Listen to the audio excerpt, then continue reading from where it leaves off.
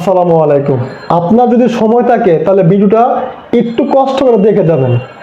আমরা যারা পুরুষ আছি, আমরা যখন প্রাপ্তবয়স্ক হই, বাবা মার চোখে পড়ি, তখন কিন্তু বাবা মা দেখে শুনে একটা মেয়ের সাথে আমাদেরকে বিবাহ বন্ধনে আবদ্ধ করে। একটা জিনিস খেয়াল করে শুনে যাবেন, চিন্তা করবেন, আপনাকে চিনে না, জানে না, আপনি কি করেন, আপনার বাড়িঘর কেমন, আপনার বাবা মা কেমন, কোনো কিছু না জেনে কিন্তু একটা অপরিচিত মেয়ে আপনার সাথে বিবাহ বন্ধনে আবদ্ধ হওয়ার জন্য রাজি হয়।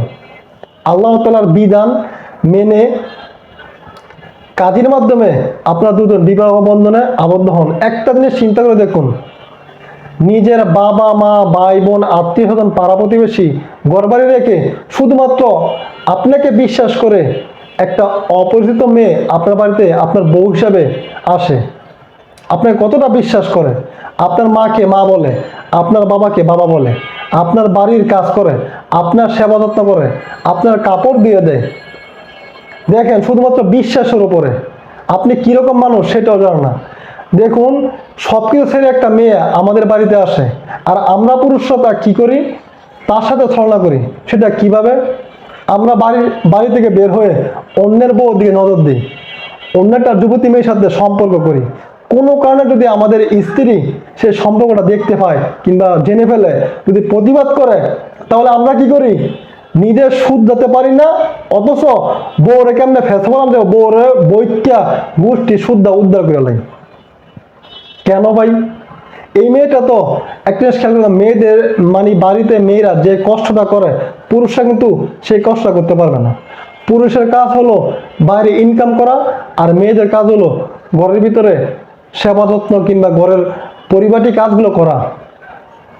আমরা সবসময় শুধু মেয়েদের দোষটাই দেখতে পাই। মেয়েরা যে আমাদের সংসারের জন্য কতটা পরিশ্রম করে এটা আমরা দেখতে পাই না।